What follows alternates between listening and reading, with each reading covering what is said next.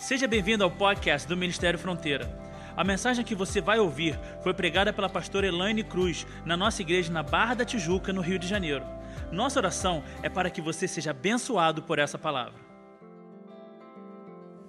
Há uma música que eu canto desde criança, que já ouviu Front Kids, espero que você esteja acompanhando, porque tem sido uma bênção para as nossas crianças e para a nossa família. Mas é uma música que a gente canta, que fala do homenzinho torto. Quem conhece essa música? Né? Quem lembra, a letra está aqui, ó. Havia um homenzinho torto, morava numa casa torta, andava num caminho torto, sua vida era torta. Um dia o homenzinho torto a Bíblia encontrou e tudo que era torto Jesus endireitou. Dá pra gente cantar de novo e fazendo torto? Sentadinho mesmo como você tá, vamos lá.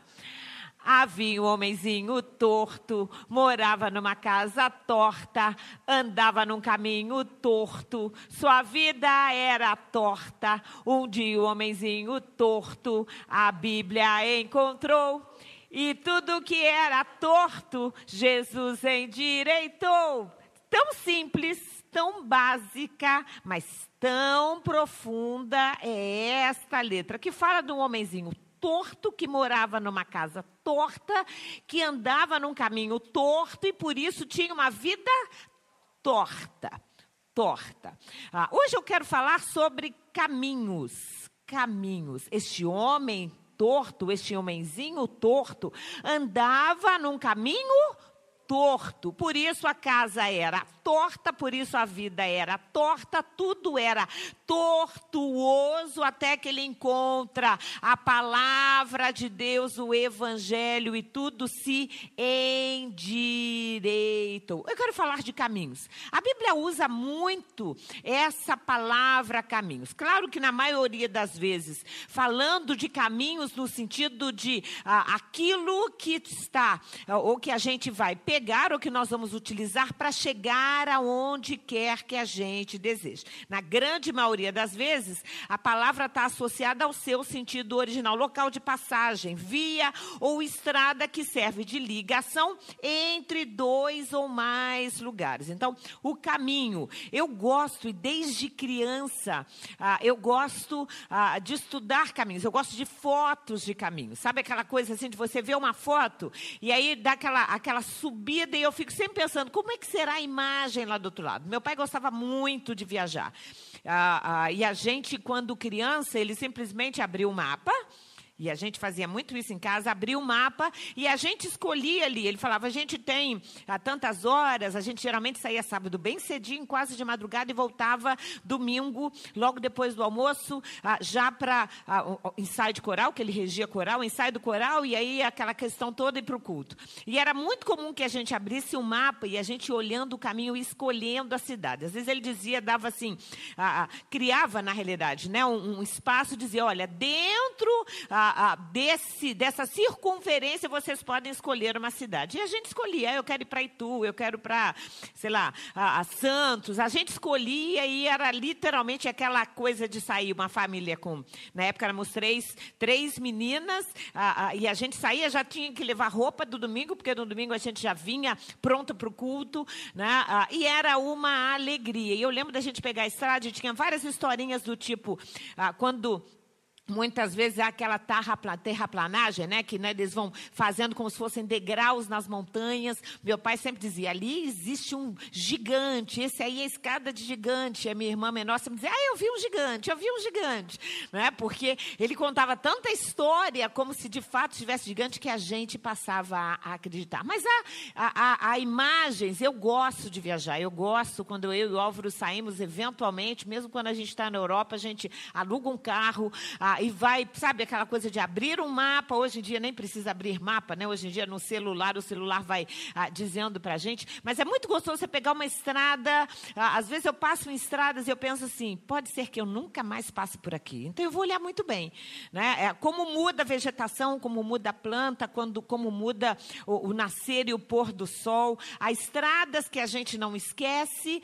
Eu estou falando com vocês e vem várias estradas na cabeça. Estradas em que eu passei chorando, estradas em que eu passei, graças a Deus, a grande maioria cantando, que se tem uma coisa boa, a gente colocar uma boa música para ir cantando enquanto a gente está dirigindo, e eu gosto de dirigir, estradas, caminhos, que tem a ver com uma fase da vida, que tem a ver com escolhas que a gente faz, que tem a ver com lugares para onde a gente vai.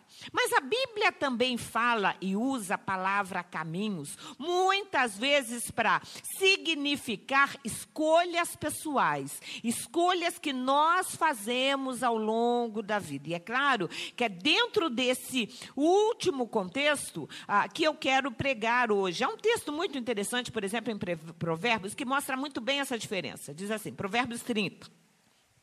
Há 3 coisas misteriosas demais para mim. 4 que não consigo entender. Na verdade, há 3 coisas e a 4ª que não se consegue entender. Era uma forma de se dizer naquela época. O caminho do abutre no céu, o caminho da serpente sobre a rocha, o caminho do navio em alto mar, e o que não consegue compreender é o caminho do homem com uma moça. Eu acho esse texto muito interessante. Os 3 primeiros, caminho do abutre no céu, o caminho da serpente sobre a rocha, o caminho do navio em alto mar, está falando de caminho. É o caminho que o navio está tomando, é o voo, mas possibilitando uma direção, um caminho, saindo de um lugar, indo para o outro. Tanto faz se é o abutre, se é a serpente na rocha, ou se é um navio, mas todos eles estão tomando os caminhos físicos de sair de um local e se encaminhar para um outro local. Agora, o caminho aqui do homem com uma moça não está falando de um caminho físico. Está falando de um relacionamento. E que é tão pessoal, ele é tão íntimo, ele é tão inexplicável que simplesmente no livro de Provérbios diz, não consigo compreender. Isso é, eu não conheço de todo, porque cada um de fato é que conhece o seu próprio relacionamento. Mas, sem dúvida alguma, a maior expressão de caminho, que não tem a ver com a questão de um local, sair de um local e chegar no outro, que a gente tem na Bíblia, é o próprio Jesus Cristo falando de si mesmo como o caminho. Você conhece essa fala de Jesus, ou essa frase? Eu sou o caminho, a verdade e a vida. Jesus não é um caminho, Jesus é o caminho. Jesus não é mais ele não é um desvio, ele não é um atalho, ele não é uma possibilidade, ele é o único caminho, o único que nos leva a Deus. E ele é o caminho. A gente precisa andar nele. João 14 diz assim, não se perturbe o coração de vocês. O último sermão de Jesus, todos os discípulos reunidos, e aqui, nesse momento, Judas ainda estava. Santa Ceia é o último grande sermão de Jesus. E ele começa dizendo, não se perturbe o coração de vocês. Creio em Deus, creiam também em mim. Na casa de meu pai há muitos aposentos, ou há muitas moradas. Se não fosse assim, eu lhes teria dito, vou preparar-lhes lugar. E se eu for e lhes preparar lugar, voltarei, os levarei para mim, para que vocês estejam aonde eu estiver. Vocês conhecem o caminho para onde vou. E aí, nesse momento, ele diz, vocês conhecem o caminho, vocês sabem para onde eu vou, que caminho é esse? Ele estava dizendo com todas as letras, vocês sabem o caminho, Senhor, vocês sabem que eu volto, porque ele já havia dito, eu volto para meu pai. O meu caminho agora é voltar aos céus da onde eu vim. E aí Tomé exclama assim, Senhor, não sabemos para onde vais, como então podemos saber o caminho? Tanto tempo, 3 anos, essa foi a última reunião de Jesus com seus discípulos antes da sua morte. 3 anos andando e Tomé, ou Thomas em inglês, pergunta para Jesus, a gente não sabe para onde o Senhor vai, quanto menos ainda, como a gente vai saber o caminho? E aí é que Jesus responde: eu sou o caminho, a verdade e a vida. Ninguém vem ao Pai a não ser por mim. Ele é o caminho. A gente anda nele. A gente não anda com ele, a gente anda nele. É em cima dos preceitos que ele estabelece, em cima das leis que ele estabelece, em cima daquilo que ele ensina, porque ele é o caminho, ele é a direção, ele é literalmente por onde nós não andamos com Jesus apenas, nós andamos em Jesus. Nós não vivemos com Jesus, nós vivemos em Jesus. Nós andamos por ele, através daquilo que ele nos ensina. Deus nos dá inteligência, nós temos a Bíblia. Jesus é a porta e ao mesmo tempo é o caminho, e o Espírito Santo vem exatamente para nos mostrar o caminho, nos dirigir neste caminho para que a gente não se desvie do caminho. O que nos resta fazer, portanto, é direcionar o nosso caminho pessoal. Todos nós temos caminhos de vida. Todos nós temos uma vida que é uma grande caminhada. Alguns vão caminhar por 70 anos, outros vão caminhar por 100 anos, outros vão caminhar por 30 anos. Mas a verdade é que todos nós estamos numa caminhada. A nossa vida é uma estrada a ser percorrida. E ao longo da nossa vida, nós vamos escolhendo os caminhos. Assim como escolhemos caminhos para nos locomover aqui, a gente escolhe também caminhos morais, espirituais e pessoais. Quais são os caminhos que a gente escolhe ao longo da vida? Caminho moral, que tem a ver com aquilo que a gente aprende, com a formação do nosso caráter, que começa numa casa, e a gente sabe disso, dentro de um lar, pai e mãe, o que vão fazendo? Vão ensinando a gente, como diz, a andar no bom caminho, não é? A ter um caminho sem sobressaltos. Vão mostrando para a gente, esse aqui é um caminho bom, fulaninho pegou um caminho mau, e muitas vezes, quantos de nós já não ouvimos? Tá vendo fulano, tá vendo o seu primo, tá vendo o seu tio, ele está andando por um caminho perigoso. A gente usa essa palavra caminho, já usamos muito mais, mas a gente usa muito no nosso vocabulário para mostrar um caminho certo e um caminho errado. Um caminho. E quando a gente fala de estrada a ser percorrida para sair de um local e ir para outro, fica muito claro para a gente. Se a gente está na Barra e quer ir para o Recreio, a gente não pode pegar um ônibus que vai para a Zona Sul, ou pode? Não, porque aí nós vamos errar o caminho, nós vamos errar a direção. Da mesma forma na vida, do ponto de vista moral, do ponto de vista espiritual e do ponto de vista pessoal, a gente precisa saber muito bem aonde eu estou e para onde eu quero ir, aonde eu quero chegar, também do ponto de vista pessoal, moral ou espiritual. E a Bíblia aponta para a gente, é muito interessante, que a Bíblia trabalha muito com os opostos, caminho do bem, caminho do mal, caminho estreito, caminho largo. A Bíblia aponta para a gente vários caminhos, várias expressões, muitas vezes contrapondo dois caminhos, mas mostrando para a gente os caminhos que a Bíblia aponta para a nossa vida. E vamos ver alguns deles, ou pelo menos aqueles que a gente conseguiu. Primeiro, o caminho do preguiçoso ou o caminho do justo. Caminho do preguiçoso. Deus não admira preguiçoso. Até porque a Bíblia é muito clara, lá em Provérbios 10, diz assim: as mãos preguiçosas empobrecem o homem. Uma pessoa preguiçosa vai ser empobrecida, o que não significa que todos os pobres são preguiçosos. Mas uma pessoa pode receber uma boa herança, pode ter muito dinheiro, pode ter se abrir diante dela uma grande oportunidade de trabalho, de emprego, de carreira, mas se ela for preguiçosa, ela não vai ter êxito. Os preguiçosos, além disso, não têm bom senso e ainda criam espinhos para a sua própria vida. Provérbios 26 diz assim: o preguiçoso diz, há um leão no caminho. O leão existe para ele? Claro que não. Ele inventa a história. Não, sabe aquela coisa? Hoje está chovendo. Hoje tem sol demais. Hoje eu acordei com dor de cabeça. Amanhã é sempre uma história. Ele não tem nem senso. Há um leão no caminho. tenho certeza que há um leão lá fora. E não adianta pai, mãe, esposa, marido ficar ali dizendo, não tem leão coisa nenhuma, levanta dessa cama, vamos embora, você vai conseguir. O preguiçoso cria sempre empecilhos para ele não levantar, para ele não encarar, é porque ele não vai conseguir. Tem sempre um leão lá fora. Mas a Bíblia ainda diz mais. Como a porta que gira nas dobradiças, assim o preguiçoso se revira na cama. O preguiçoso pega a comida na mão, mas não se dá o trabalho de levar na boca. Se for para levantar, para fazer comida, ele prefere passar fome do que cozinhar. O preguiçoso se considera mais esperto que 7 conselheiros sábios.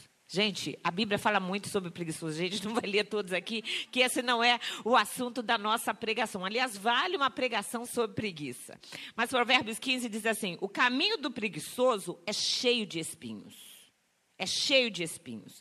Mas o caminho do justo é uma estrada plana. Eu acho muito interessante, gosto muito, as mulheres, as damas da igreja sabem disso, da história de Ruth. Ruth era moabita, havia se casado com um dos filhos de Noemi, o marido dela morre, o sogro dela morre, e aí Noemi volta, estava morando nas terras de Moabe, precisa voltar para Israel, e na sua volta ela tinha as 2 noras que estavam viúvas, a Orfa e a Ruth. Orfa prefere ficar lá no meio do seu povo, em Moabe, e Ruth resolve voltar com Noemi para Israel, e tem um cântico lindo, onde quer que tu fores, irei também, onde quer que pousares, ali eu pousarei, teu povo é meu povo. Enfim, ela vai cantando e dizendo, olha, teu povo é o meu povo, teu Deus é o meu Deus, e aonde você dormir, eu vou dormir também. É uma canção que a Ruth canta para Noemi, e as duas voltam para Jerusalém, voltam para Israel. Quando elas chegam em Israel, as duas estavam sem marido, mulher sem marido e sem filho, não tinha direito à terra, não tinha direito a nada, não tinha direito à herança, não tinha direito à herdade, as duas sozinhas, sem trabalho, sem sustento, sem dinheiro, sem homem para proteger. E aí Noemi e Ruth conversam, Noemi sugere para Ruth, ela era jovem, Noemi já era idosa, e aí Ruth vai, e é muito interessante, a Bíblia diz que, aconselhada por Noemi, ela procura os campos aonde eles colhiam as espigas de milho, de trigo, e aquilo que, na hora que eles iam juntando os feixes, sobravam, Ruth ia lá e catava isso, e era isso que ela levava para casa para que elas pudessem comer. E o tempo foi passando e ela começa a ir até que ela chega no campo de Boaz, e Boaz, que era o dono daquele campo, começa a observar o trabalho de Ruth. Percebe que Ruth não era uma mulher que ficava cruzando os braços. Percebe que ela e Noemi, que podiam muito bem sentar na beira do caminho e pedir esmolas, mas não, ela resolveu arregaçar as mangas e no final do dia, sozinha, mulher, correndo riscos, começar a pegar as espilhas que caíam no chão, a ponto de Boaz perceber, tentar saber quem era, e aí Boaz avisa aos empregados dele, diz assim, olha, quando vocês forem juntar os feixes, deixem as espigas caírem para que essa mulher possa vir pegar. E vocês sabem da história. Ele fica tão impressionado com ela que ele acaba se casando com Ruth no final. E ela vem a ser a avó do rei Davi. Uma mulher que está com o seu nome na Bíblia. Tem um livro na Bíblia sobre ela. Que tinha tudo para ter uma história ruim. Mas o caminho dela, por mais que parecesse que ia ser um caminho torto, difícil, complicado, ela arregaçou as mangas. Ela trabalhou, ela foi atrás e foi abençoada. Assim como aqui na igreja, tantas pessoas, ao longo da pandemia, arregaçaram a manga, empreenderam, e Deus tem abençoado porque Deus abençoa o seu esforço, o seu trabalho, a sua dedicação. E a gente tem na Bíblia Dorcas, uma mulher que costurava, e quando ela morre, todo mundo vai, procura Pedro e diz: Pedro, ela era uma mulher que trabalhava, que ajudava todo mundo, ela não parava, e por isso a Bíblia diz que a cidade se move, vão falar com Pedro, Pedro ora por Dorcas e ela é ressuscitada. Que não falar dos discípulos, de Paulo, de Pedro, de João, que sempre trabalharam, e do próprio Jesus que disse: meu pai trabalha até agora e eu trabalho também. Trabalho é honra, trabalho traz bênção de Deus. Mas há também o caminho do culpado ou o caminho do inocente. É um outro caminho que a Bíblia apresentou, mais dois caminhos sempre contrapondo. Deus não trabalha com culpa, Deus trabalha com arrependimento, Deus trabalha com perdão. Deus trabalha sempre com um amor tão grande que Ele apaga as nossas transgressões no momento que a gente se ajoelha, no momento que a gente pede perdão. Agora, aquela pessoa que não quer confessar, aquela pessoa que não admite o seu erro, aquela pessoa que tem uma dificuldade de abrir o coração diante de Deus e falar: Pai, pequei, assim como o filho pródigo, que vai e diz: Pai, pequei contra os céus e perante ti, já não sou digno de ser chamado teu filho. E aí, naquele momento em que se pede perdão, Deus restaura, restitui, porque Deus trabalha com arrependimento e com perdão. A Bíblia diz em Provérbios 21, o caminho do culpado é tortuoso, enquanto não se acertar, enquanto não pedir perdão, enquanto não trazer de volta e andar no caminho que tem que andar. A Bíblia diz: o caminho do culpado é tortuoso, mas a conduta do inocente é reto. Isaías 59 diz assim: as suas maldades separam vocês do seu Deus, os seus pecados esconderam de vocês o rosto dele, por isso ele não os ouvirá. Pois as suas mãos estão manchadas de sangue, os seus dedos de culpa. Os seus lábios falam mentiras e a sua língua murmura palavras ímpias. Está falando aqui do caminho do culpado, daquele que é ímpio. Ninguém entra em causa com justiça, ninguém faz defesa com integridade. Apoiam-se em argumentos vazios e falam mentiras, concebem maldade, geram iniquidades. Suas obras são más e atos de violência estão nas suas mãos. Seus pés correm para o mal, agem em derramar sangue inocente. Seus pensamentos são maus, ruína e destruição marcam os seus caminhos. Uma pessoa, e a Bíblia dá exemplos aqui, esse texto é muito maior do que nós estamos lendo, né? Uma pessoa que seu coração só tem violência, as suas mãos estão sempre prontas para derramar sangue, uma pessoa que está sempre má, em pecado, ímpia, que deseja o mal do outro, uma pessoa que é culpada naquilo que faz, sabendo que está pecando, sabendo que está errando, que tem atos de violência na sua, que gosta de violência, que gosta de agressão, que gosta de brigar. Esta pessoa, a Bíblia diz aqui, ruína e destruição marcam os seus caminhos. Muito triste quando a gente vê, e eu infelizmente atendendo quantas vezes já vi, pais que chegam, esses dias eu estava lembrando disso com o Álvaro, pai, quantos pais já não recebi no consultório, porque literalmente o filho queria sair com o carro, tinha saído com o carro do pai na semana anterior, tinha batido, fundiu o motor, na semana seguinte os pais iam sair, e aí o filho pediu o carro, que era agora da mãe emprestado, o pai disse não. Quando o pai virou para pegar uma coisa na gaveta, o filho simplesmente veio com a faca, literalmente espetou o pai por trás, porque queria um carro para sair, para ir para a balada. Uma pessoa dessa, uau, que caminho de destruição que essa pessoa tem. E, às vezes, nós precisamos entender isso. Quando a gente estrutura, quando a gente ensina, quando a gente direciona nossos filhos, nossos netos, que a gente saiba muito bem mostrar para eles o seguinte: esse aqui é o caminho certo. E agora, se você escolher andar por esse caminho de violência, de agressividade, de briga, de confusão, de discórdia, vai colher caminhos de destruição. Não conhecem o caminho da paz, não há justiça nas suas veredas. Eles as transformaram em caminhos tortuosos. Quem andar por eles não conhecerá a paz. Então, caminhos tortuosos, caminhos difíceis, caminhos, na verdade, de culpa, caminhos que afastam a pessoa de Deus. Nós temos na Bíblia, por exemplo, Saul. Saul era um homem que foi escolhido por Deus, foi dominado pela inveja. E é impressionante, a gente vai vendo o que a Bíblia diz aqui, transformou o caminho dele num caminho tortuoso. Saul tinha tudo para ser abençoado, foi escolhido por Deus, foi honrado como rei de Israel, assume o trono, mas vai deixando a inveja, aí depois da inveja vem a perseguição, vem mentira, ele mesmo se desassocia com os seus filhos, a filha dele que era casada com Davi, ele pega e dá para um outro, o filho Jonatas, que era amigo de Davi, acaba sendo o próprio Saul, fica com ódio de Jonatas. E aí a gente vai percebendo como ele vai destruindo a própria casa. E aí ele procura a mediunidade, isso é, o espiritismo. E aí ele ouve, e aí ele vai se afastando de Deus, se afastando de Deus, se afastando de Deus, caminhos tortos para os seus próprios pés.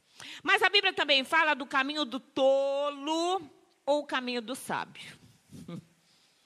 O caminho do tolo ou do insensato parece-lhe justo, mas o sábio ouve conselhos. Claro que não é de qualquer um, claro que não é de um influencer digital, claro que não é de um coach da vida que diz que tem caminhos maravilhosos e que não tem nada. Você vai ver a vida dele, a família dele, a casa dele, a vida espiritual dele, está muito pior do que a sua. Então, muito cuidado com quem a gente pede conselhos. Mas a Bíblia diz aqui, o caminho do insensato, do tolo, parece que é justo. E quantas pessoas a gente não conhece que fica defendendo coisas que não tem nada a ver com Deus? Defendendo e ainda acha que está certo. A pessoa acha, não, eu tenho o direito de usar droga, eu tenho o direito de abortar, eu tenho o direito. E aí as pessoas estão usando expressões, defendendo caminhos que a Bíblia já aponta para a gente, é caminho do tolo, é caminho que vai levar para o inferno, é caminho que afasta de Deus. A gente tem na Bíblia um homem chamado Nabal, que era casado com Abigail. A Bíblia diz que Nabal era mau, era burro, era tolo e ainda era mau. E Abigail era bela e muito sábia e inteligente. Nabal se envolve numa briga contra Davi. Ele, na verdade, ele denigra a imagem de Davi, ele provoca Davi, a ponto de Davi, na época que estava fugindo ainda do rei Saul, pega 400 homens, na época ele estava com 600 homens, ele deixa 200 guardando as coisas, pega 400 homens e vem com toda a fúria contra a casa de Nabal, e era para destruir a vida de Nabal. O que Davi estava pedindo era justo e Nabal foi absolutamente injusto, desonesto, errou com Davi. Até porque Davi havia favorecido e abençoado a casa dele, os rebanhos dele, e em gratidão total. E aí quando ele vem, muito interessante, que Abigail, que não sabia de nada, estava em casa, mas o servo dela, um empregado que sabia da história, conta a história para Abigail. Ainda diz para ela, olha, Davi vem vindo aí com homens para destruir toda essa casa. E aí Abigail ouve, manda fazer bolo, pães, vai ao encontro de Davi, se joga no chão, assume a culpa pelo marido, pede perdão, ainda aconselha Davi. Davi ouve Abigail e fica tão impressionado com ela, que dias depois, quando Nabal morre, porque Deus fere Nabal, a Abigail ainda se torna esposa de Davi, do rei Davi. É muito interessante a diferença do caminho de uma pessoa que é tola, insensata, que faz escolhas assumidamente erradas. Sabe aquela coisa? Vou pagar para ver. E o preço vai ser alto. Aquela pessoa que escolhe de uma forma premeditada. Provérbios 3 diz assim: os caminhos da sabedoria são caminhos agradáveis, e todas as suas veredas são paz. Você quer ter uma vida agradável? Busque sabedoria em Deus. A Bíblia também fala do caminho do ímpio ou o caminho do justo. Salmo 1 diz assim: pois o Senhor aprova o caminho dos justos, mas o caminho dos ímpios leva à destruição. Um homem que me impressiona muito na Bíblia é Judas. 3 anos andando com Jesus, de perto, vendo, ouvindo, acompanhando o ministério de Jesus, e ele decide pela impiedade. Enquanto a gente vê Pedro, que era complicado, que tinha uma família e um temperamento muito mais complicado que o de Judas, aparentemente. A gente não vê Judas discutindo, a gente não vê Jesus dando fora em Judas. Mas é muito interessante Pedro, que se permitiu ser moldado, que até depois nega Jesus, mas depois se arrepende, pede perdão e se torna um excelente pastor e pregador. Caminho do homem justo, caminho do homem ímpio. Caminho de uma pessoa que escolhe Deus ou que escolhe viver sem Deus. Olha o que a Bíblia diz em Isaías. Para os justos, o caminho é reto. Deus, tu que ages com retidão, tornas plano o caminho adiante deles. Quando você é justo, quando você está diante de Deus, a Bíblia diz que Deus torna plano o nosso caminho. Então, ao invés de ser um caminho torto, com uma vida torta, com uma casa torta, com tudo torto, o nosso Deus vai aplanando, Ele vai literalmente arrumando o nosso caminho à nossa frente. Porque não é, a gente vai caminhando e Deus vai colocando adiante de nós. Então, Deus já está trabalhando hoje por você, amanhã, para daqui a um mês, para daqui a um ano, para daqui a 10 anos. Por isso que a gente confia em Deus. A gente tem um Deus que vai cuidando, aplanando, sedimentando todos os nossos caminhos, o caminho dos nossos filhos, em todas as áreas da nossa vida. Há 30 anos atrás, eu não imaginava que nós estaríamos com fronteira. Mas é interessante como a vida vai passando e você vai vendo Deus assim, arrumando os caminhos, né, costurando as coisas até a gente chegar aonde Ele quer que chegue. E é muito lindo olhar para tantos de vocês aqui e ver exatamente como Deus foi aplanando o caminho. E aí Ele tira uma coisa que a gente achava que era tão importante, mas eu queria tanto. E aí quando aquilo sai, você olha e fala, uau, mas o que tem para mim é melhor ainda. Ele vai tirando obstáculos do nosso caminho. Ele vai retirando espinhos do nosso caminho. Ele vai tirando toda a dificuldade do nosso caminho. Porque quando Ele decide fazer, ninguém pode impedir, a não ser que a gente mesmo impeça. Também há o caminho torto, do homenzinho torto, ou o caminho reto. Provérbios 4 diz assim, estabeleça, preste atenção, agora a Bíblia está dizendo para que eu estabeleça, para que você estabeleça.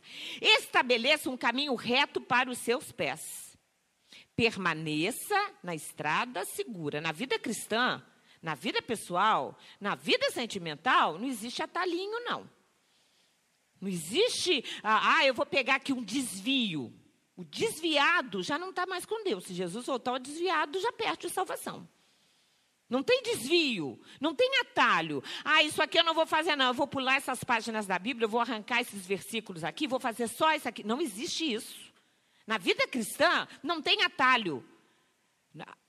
Num caminho ou outro, você até pode pegar um atalho, mas às vezes a gente sabe que não é o mais interessante.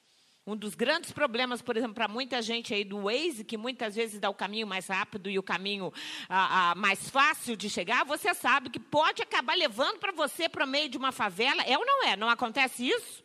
Porque é o caminho mais rápido, mas nem sempre é o caminho melhor.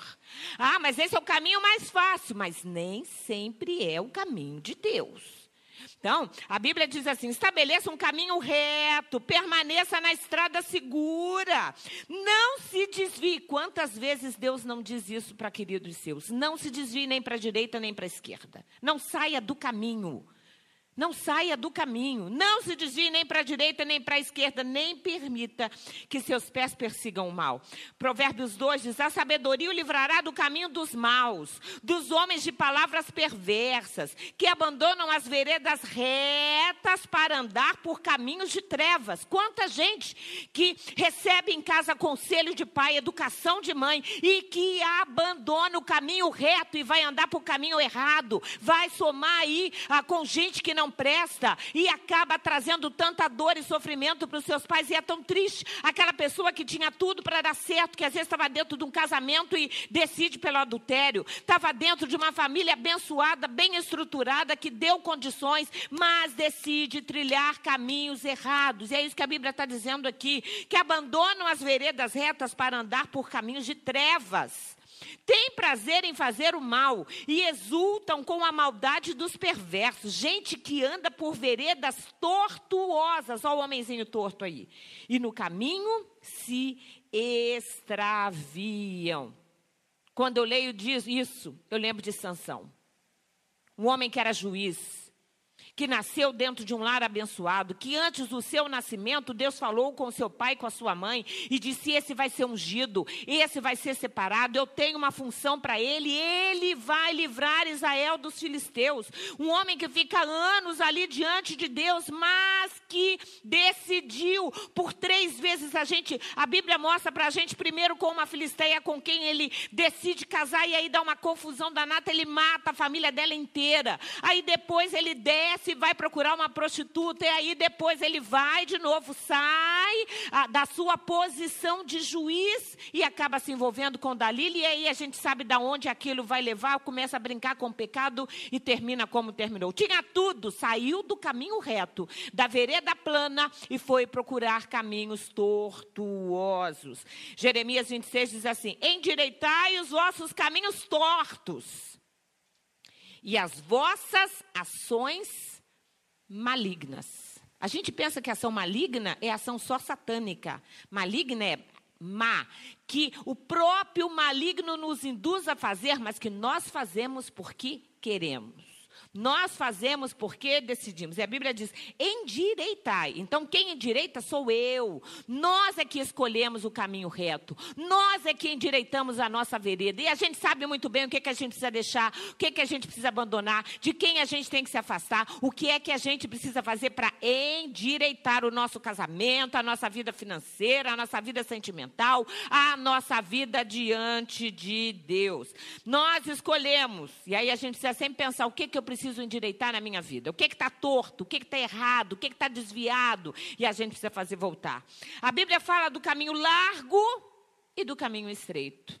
Mateus 7 diz assim, entrem pela porta estreita. A estrada que conduz à destruição é ampla. E larga é a sua porta.